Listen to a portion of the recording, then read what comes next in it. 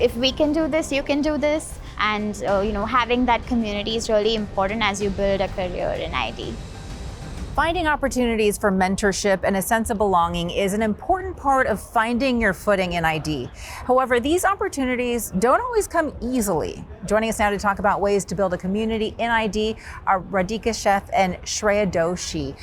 Ladies, welcome.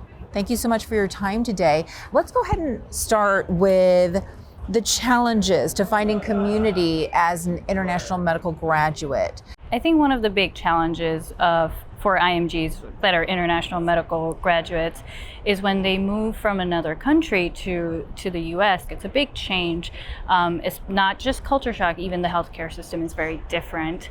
And so that can be very jarring. And then you're put through the stress of residency and fellowship, and all of that can lead to a lot of isolation, I feel, unless you know other IMGs.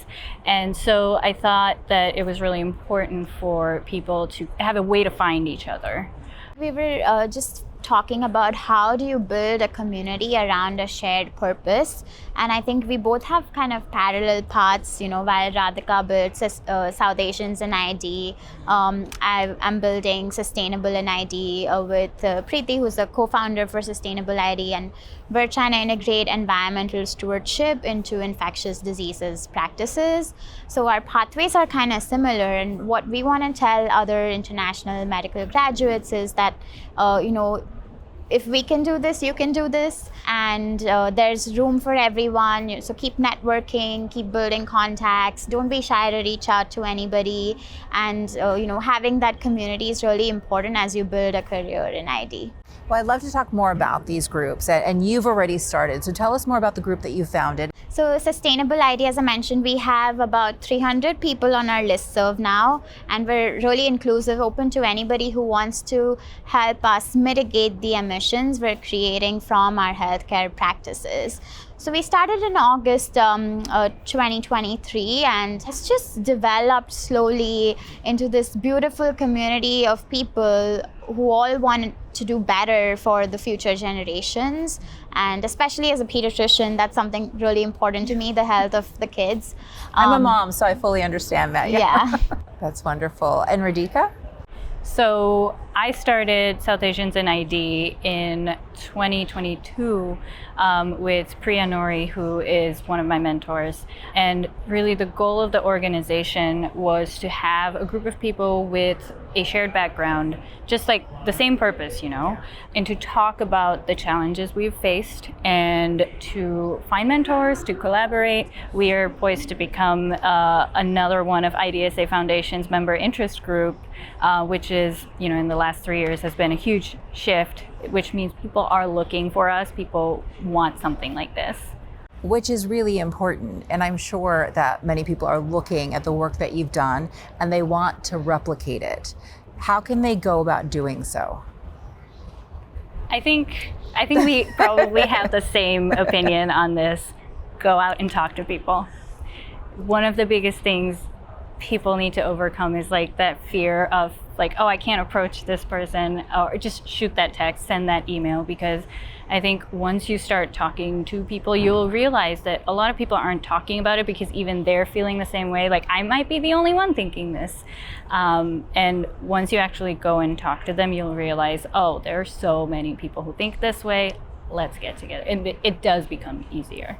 What I want to tell other trainees is that you don't have to be an extrovert to make these connections and build this network. I don't think necessarily that I'm an extrovert, but even if it's smaller conversations that you can have over time, you will find that collaborator, and they could be across the country. They don't have to be in your own city or in your own hospital.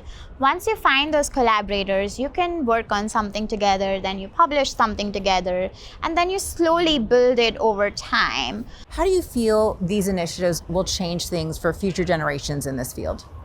I'll let you go first. I think that, the UK and Canada are doing so much when it comes to healthcare sustainability, and we're just barely scratching the surface. I think this is the future, and I know this because of the number of trainees that have come up to me and said that I'm interested in this topic. So they want to do projects, they want to build educational modules, they want to do so much. So this is soon going to be a recruitment tool for ID, and we are trying to recruit more people to ID.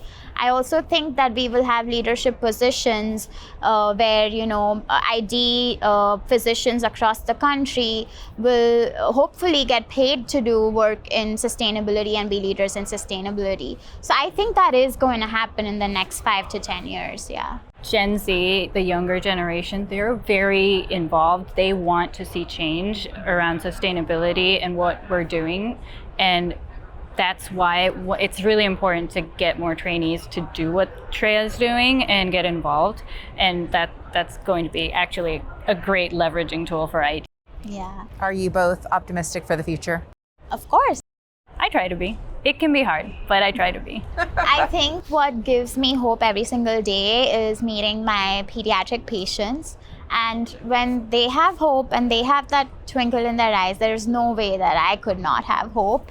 And so a lot of what we're doing in sustainability, or what Radhika is doing with South Asians in ID, is making sure we have a good future for the future generation. Well, Radhika and Shreya, thank you so much. I appreciate your time today. Thank you. Thank you so much.